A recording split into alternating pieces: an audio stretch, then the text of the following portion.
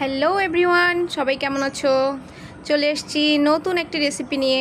কলার থোড় ভাজি চিংড়ি মাছ দিয়ে কেটে জলে ভিজিয়ে রাখতে হবে। তারপরে প্যানের মধ্যে তেল দিয়ে কয়েকটা সরিষা ফোড়ন দিয়ে সরিষা দিয়েই চামচ দিয়ে এভাবে পিষলে আর ছিটে না। তারপরে তার মধ্যে কয়েক টুকরো কুমড়া, এভাবে মিষ্টি কুমড়া দিয়ে দিলাম। এটা একটু সিদ্ধ হবে, সিদ্ধ এবং হালকা ভাজি ভাজি হলে নামিয়ে নেব।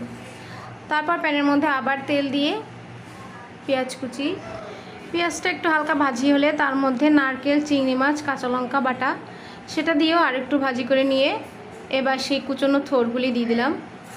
হলুদ আর লবণ দিয়ে আর একটু নেড়েচেড়ে সামান্য একটু চিনি দিয়েছি। এবার নেড়েচেড়ে ঢাকা দিয়ে দিলাম। ঢাকনা উল্টে এটাও মোটামুটি সিদ্ধ হয়ে গেছে। এবার মিষ্টি কুমড়োগুলো দিয়ে দিলাম। এবার আবারও সব কিছু নেড়েচেড়ে ভাজি করে নিয়ে কয়েকটা কাঁচা লঙ্কা দিয়েছি। একটু ভাজা ভাজা হয়ে গেলে, শুকনো শুকনো হয়ে গেলে নামিয়ে নিচ্ছি। ব্যাস তৈরি হয়ে গেল কলার থোড় ভাজি। কলার থোড়েও প্রচুর পরিমাণে আয়রন আছে। যাদের আয়রনের ঘাটতি আছে শরীরে, এভাবে ভাজি করে খেতে পারেন, খুব সুস্বাদু হয় খেতে।